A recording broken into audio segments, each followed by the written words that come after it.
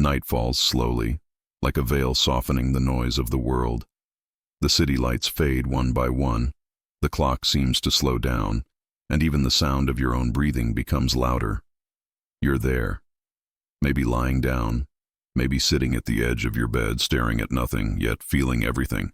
The room is quiet, but inside you there's a storm of questions, fears, and memories. And in this space between outer calm and inner turbulence, a single question begins to echo, gentle and deep. What does it mean when Jesus says nothing? Because there are days when you pray with everything you have, ask for a sign, beg for a clear answer, and heaven feels closed. No symbolic dream, no specific word, no feeling of, this is from God. There's only silence. A silence that sometimes tightens the chest, as if you're talking to someone who won't answer. And that's when the human heart gets confused. Is he not listening? Did I do something wrong? Am I alone? Outwardly, everything is quiet. Inside, everything is screaming. And still, Jesus remains silent. But what if this silence isn't absence? What if the silence of Jesus is a language our hurried hearts haven't learned to understand yet? There's the external silence, when nothing happens, no message arrives, no door opens. But there's also an internal silence, formed little by little, when the soul stops running and starts listening. It's there, in the space between what hasn't happened and what you feel, that Christ speaks without words, guides without noise, touches without drawing attention. Maybe you're exactly in that place, waiting for an answer that's taking longer than you hoped, carrying doubts no one sees, trying to understand why certain prayers seem to hit a sky made of bronze. But today, in this video, you will begin to see that the silence of Jesus is not punishment, indifference, or distance. It's a process, a mystery, and above all, a form of care. Because over the next few moments, we'll dive into 3 powerful revelations about what he's trying to show you when he chooses to remain silent. You'll discover that many times, he doesn't speak because he's protecting you.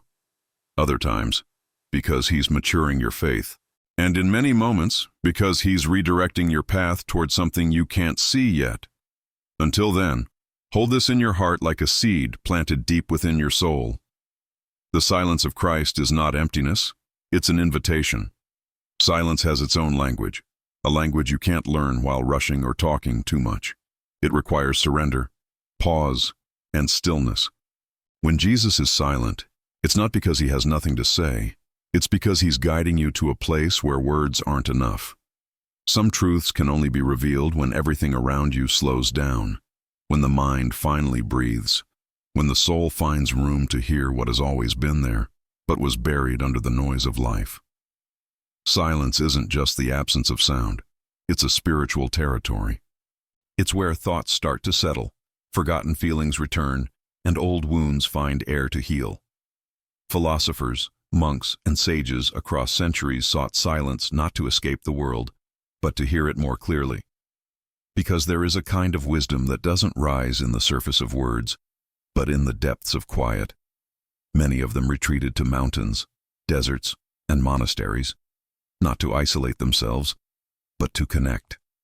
Silence was their pathway to hearing God, and when we look at Jesus, we see that he did the same.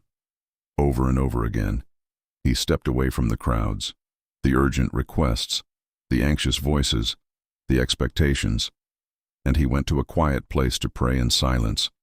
It was there, without distractions, that he aligned himself with the Father, renewed his strength, and gained clarity. If even he, who was whole, sought silence, then what is he trying to teach us when he is silent toward us? Maybe what we call a lack of response is really a change of language. Maybe Jesus is inviting you to hear not with your ears but with your heart. He knows that sometimes a spoken word might confuse you, but silence reveals. It's in the quiet that hidden feelings rise, decisions become honest, and inner truth surfaces. And that's why divine silence often creates tension, not a tension that pushes you away, but one that draws you in. Something within you senses there's a message there, even if you can't decipher it yet. This is the point. Silence is not empty, it's preparation. It's Jesus placing you in a sensitive, alert, awakened state. He's shaping your inner life so that when the answer comes, whether through a sign, an event, a shift, or simple understanding, you'll be ready to receive it. Because some answers can only be understood after silence.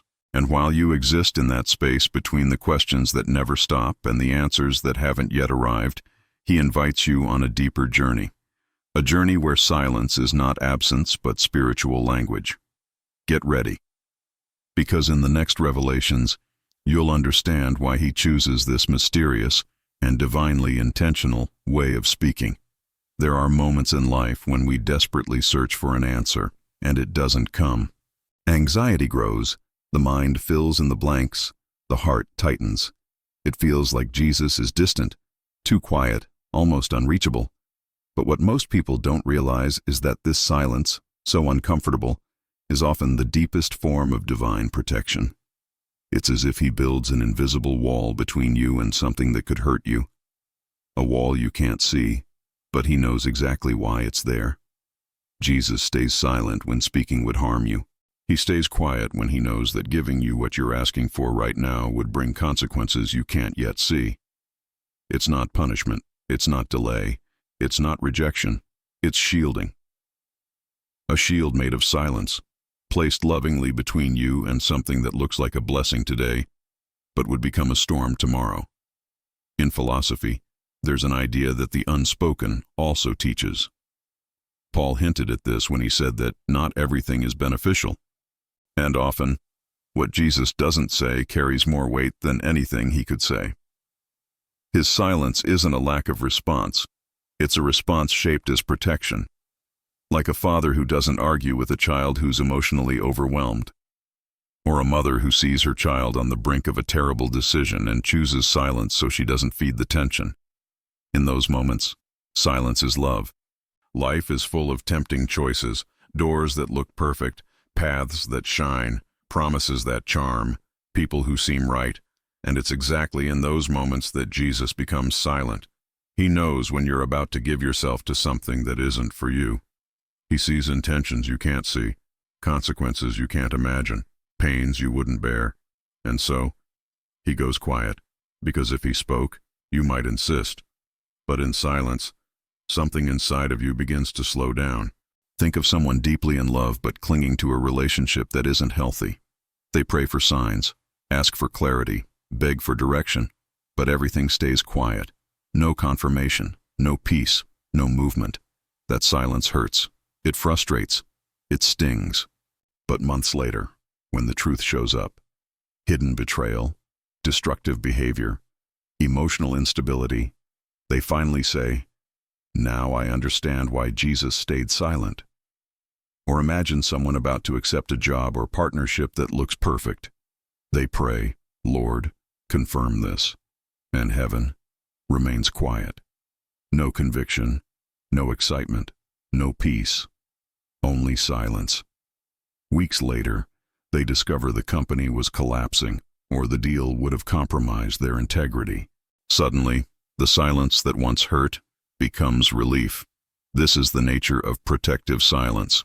Jesus knows the behind-the-scenes you can't see. He sees intentions, movements, dangers, traps. He knows when something looks like a blessing but carries the essence of loss. And that's why He stays quiet. Not to frustrate you, but to guard you long before you know what you need protection from. And Scripture confirms this. The prudent see danger and take refuge. Jesus is that prudence. He sees what your passionate heart doesn't, what your anxious mind can't, what your hopeful spirit refuses to acknowledge. He protects you not just from what you fear, but from what you desire, when that desire could sabotage your purpose. Because in the end, one thing never fails. The silence of Jesus doesn't deny your request. It protects your purpose. And more. When He is silent, danger is closer than you think. But His protection is even closer. There are silences that don't hurt. They strengthen. Moments when Jesus doesn't respond not because you're weak, but because you're stronger than you realize. This is where the second revelation begins. Silence as spiritual maturity. When the soul is at the beginning of its journey, it needs constant signs, clear confirmations, direct words. It's a childlike faith, learning to take its first steps, like a child needing a parent to hold their hand. But the moment comes when that same child, now steadier, is encouraged to walk alone, not because the parent is abandoning them, but because they trust them. Jesus does the same. He stays silent when he knows you already have the strength to move forward. This is one of the deepest and most challenging parts of spiritual maturity. The absence of a response doesn't mean the absence of God. Often, it's the opposite. It's Christ giving you space to discover the strength he planted within you. Like a teacher who stays quiet during the test, not because he doesn't know the answers, but because it's time for the student to show what they've learned. In philosophy, silence is the birthplace of self-knowledge. It's where big answers appear, not because someone gives them to you, but because they've matured inside of you. Silence is fertile. It grows honest questions, true reflections, deep decisions. It removes the crutches we use to avoid looking inward. It confronts, purifies, and matures us. And Jesus understands this process better than anyone. Picture someone facing a moment of change, a new job, a new city, a relationship that demands courage, or an emotional transition that shakes everything. They pray intensely, "Jesus, what do I do? Which path should I take? Speak to me." And nothing. Heaven stays quiet, no obvious sign, no explicit answer. It feels like everything is frozen. But inside them, even if faint, they feel something, a small strength, a soft nudge, a whisper saying, "Go." There's no absolute certainty, but there is courage, and they take the step. Months later, when they see how deeply that decision transformed them, they finally understand. Silence wasn't abandonment, it was training. Jesus was giving them space to discover the strength he placed in their soul. He does the same with you. When the answer doesn't come, when the path doesn't clear immediately, when there's no confirmation, he's shaping you, teaching you to trust without seeing, to walk without holding a hand, to grow beyond emotion. Because a faith that survives only with signs is still small. A faith that walks forward, even in silence, is a mature one. Jesus sees something in you that you often don't. He sees capacity, resilience, wisdom, sensitivity. He knows when you're ready, even when you don't believe it. And that's why he stays silent, so you can discover what he already sees, so you can see yourself through his eyes. And here, two powerful truths emerge. When Jesus is silent, he's saying, "I trust you." And you're not being ignored, you're being trained. In the silence, you grow. In the silence, you mature. In the silence, he prepares you for the next level of your faith. There are silences that don't wound, they redirect. There are prayers that don't get answered, not because God walked away, but because he's moving you somewhere else, somewhere your heart isn't ready to see yet. This is where the third revelation begins. Silence as redirection. Sometimes you're so focused on one door, so sure that's where your answer is, that you don't see Jesus trying to show you something completely different. You insist, push, pray again and again, but the door doesn't open. No matter how much you try, no matter how hard you believe, it stays closed, and that closure, that frustrating silence, is Jesus guiding you to the right path. Because not every door that shines is the right door. Life is a long hallway full of possibilities, paths that cross, doors that open, directions that shift unexpectedly. And Jesus, the perfect guide, knows our vision is limited. We see the immediate, he sees the eternal. We see what we want, he sees what we need. We see appearances, he sees purpose. And when we're looking in the wrong direction, he uses silence as a compass, not pointing where we want to go, but where we're meant to go. Seneca once said that no wind favors the sailor who doesn't know where he's going. And sometimes the wind from heaven stops blowing, so you'll realize you're sailing toward the wrong shore. Divine silence works that way. It doesn't push, shout, or force. It pauses, It freezes movement. It interrupts momentum. It gives no confirmation. And slowly, you begin to realize that perhaps the door you wanted so much isn't the door Jesus chose for you. Now imagine someone building their whole life around a specific plan, a career that seemed perfect, a move that made sense, a relationship that looked promising. They pray for signs, beg for answers, look for any spark of confirmation, but nothing. No spark, no peace, no opportunity. Everything remains still, painfully still. They insist, talk to people, try to force open doors, try to make everything work through sheer will. But it feels like rowing against an invisible tide, like the whole universe is whispering, "Not this way." The heart grows tired, the mind wears out, the spirit asks, why doesn't Jesus answer? Why won't he confirm? Until one day, suddenly, through something small, they notice another door.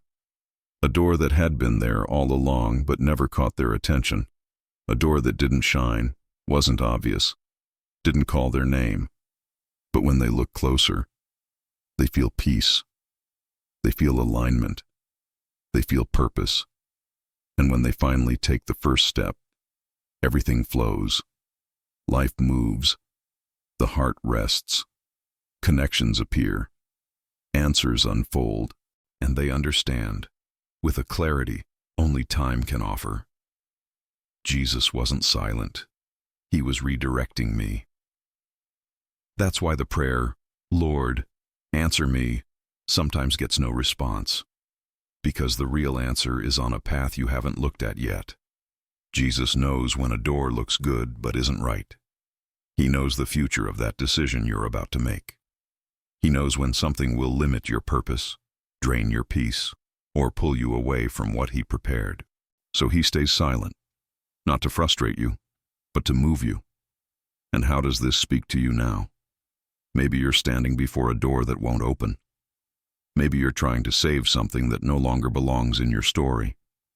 Maybe you're fighting for a plan that isn't yours anymore.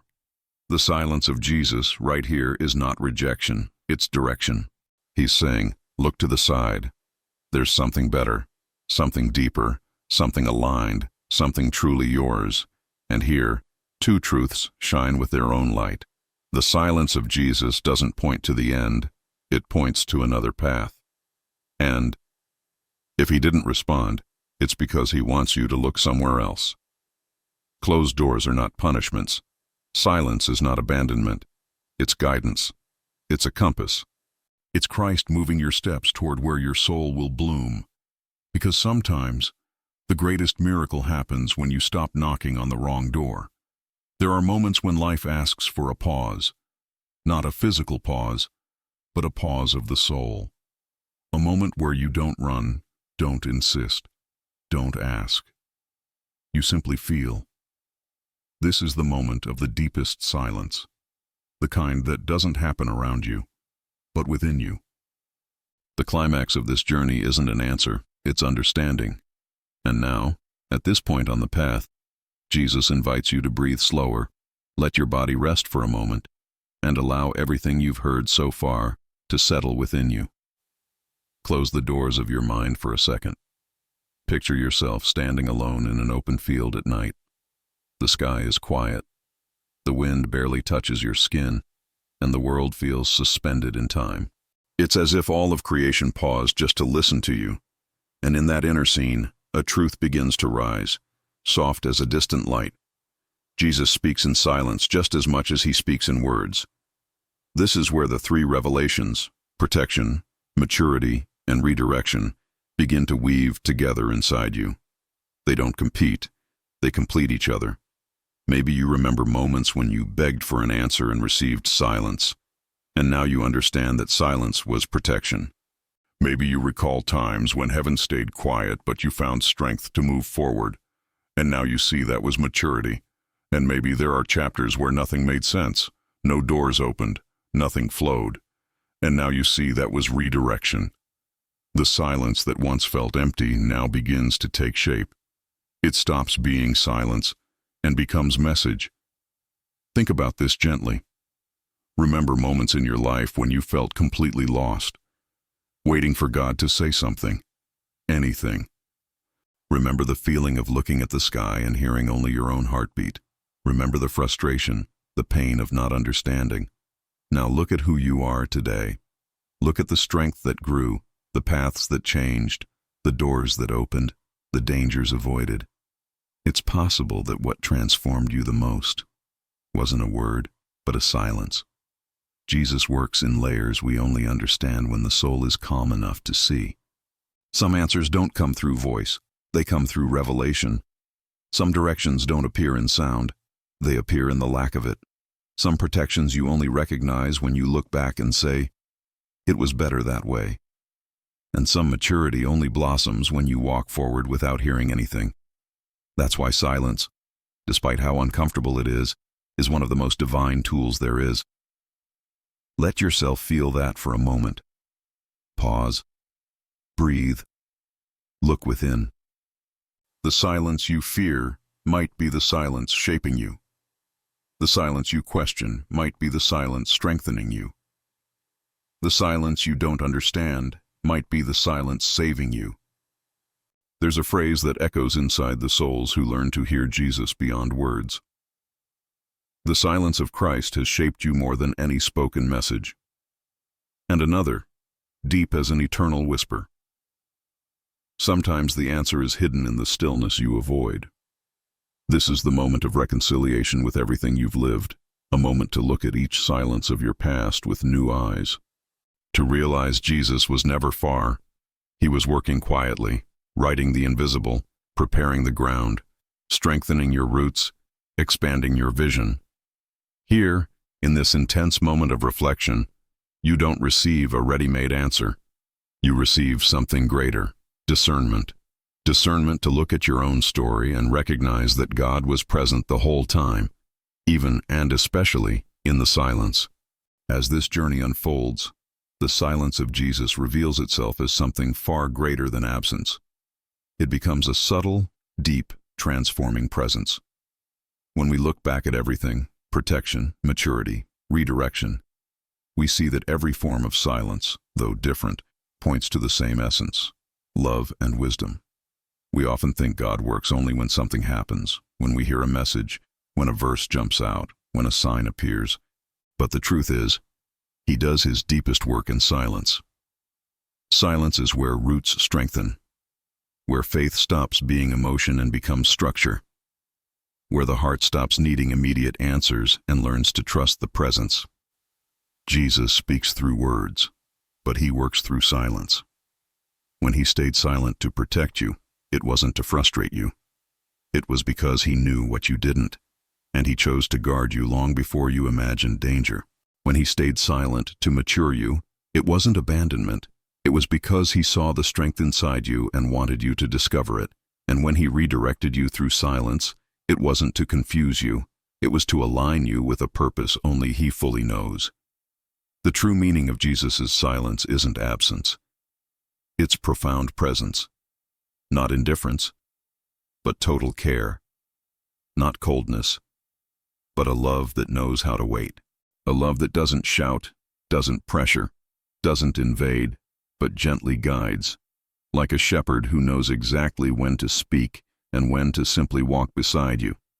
And when you look back on your story, you realize how differently things might have turned out, how much pain you might have stepped into, if Jesus had said yes when you insisted, or given you an immediate answer when your heart wasn't ready.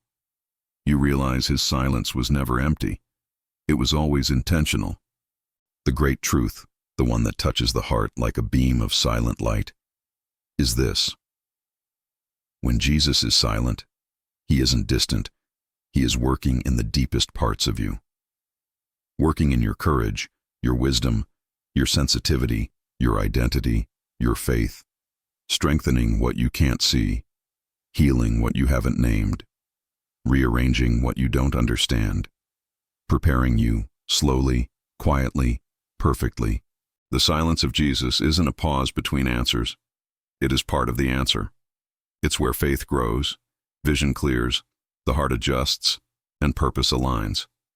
It's the unseen process that upholds everything visible. It's the foundation no one sees, but the one that supports everything built afterward. And once you understand this, you no longer fear silence. You learn to walk with it, hear through it, sense Jesus not only in what he says, but in what he chooses not to say. Because at the end of this journey, one truth remains, shining like a flame that never goes out. The silence of Christ is, and always has been, a form of love. Before we close this journey, take a deep breath and allow everything you've heard to settle inside you, because we're stepping into the final moment, a moment of connection, surrender, and true closeness. This is where I don't speak to you, but with you. From everything we've explored, a question rises, one that touches the heart of anyone who has ever sought Jesus in silence. Which silence of Jesus do you feel you're living right now? Think about it for a moment. Is it the silence that protects you, the silence that matures you, or the silence that redirects you? Writing your answer, even in a few words, can become a spiritual act. When you express what you feel, you organize the invisible. You shine light on parts of the soul that were hidden, and more importantly, you allow others who read the comments to realize they are not alone. Your silence can comfort someone. Your struggle can guide another heart. Your story can strengthen a life. So, if your heart feels at peace, share in the comments what you're living. Your vulnerability might be the answer someone else has been praying for. And if this message touched you, if it brought clarity, peace, or even that deep breath your heart was waiting for, I gently invite you to keep walking with us. There's so much more to learn, to feel, to discover about how Jesus moves in silence and in sound. We're walking this spiritual path together, not as teacher and student, but as travelers on the same road, seeking the same Christ, guided by the same love. So before moving to the next video, leave your comment, your like, and share this message with someone who might need it right now. And remember, the silence you're facing today may be the answer that transforms your tomorrow. We're walking side by side, always.